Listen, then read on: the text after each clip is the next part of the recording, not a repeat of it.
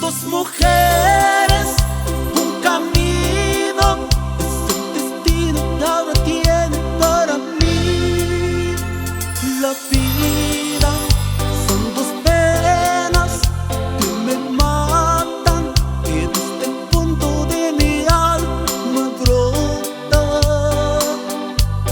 Y tres corazones que sangran heridas porque no pueden amarse.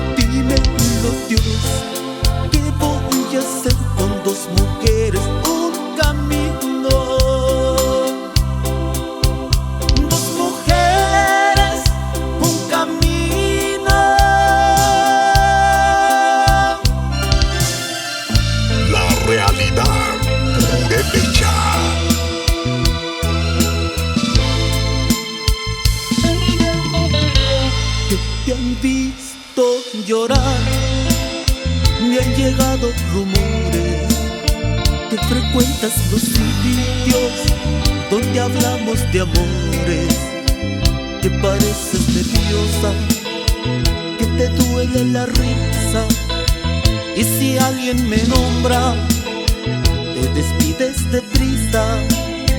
Que te han visto llorar cuando juras tu amarme, que te inventas amores por tratar de olvidarme, que de noche no duermes, y si duermes me sueñas, que te faltan mis besos y te ahoga la pena. Yo quisiera decirte que me pasa lo mismo, pues nos sobra cariño y nos sobra egoísmo. Yo quisiera decirte que ya no puedo más, que daré cuanto fuera, que daré cuanto fuera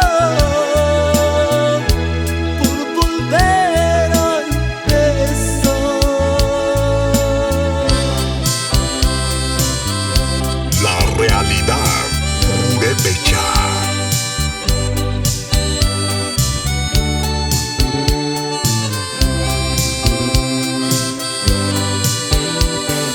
Dime cómo te quiero, acaríciame completo, que tenerte es lo que quiero, despacio, ardiente, con fuego, este amor que nos abraza y que nos juramos tanto.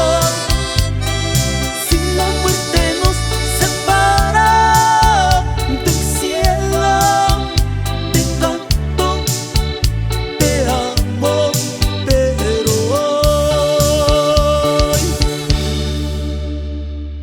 quiéreme como te quiero, como si mañana el mundo terminara, como si fuera la última vez.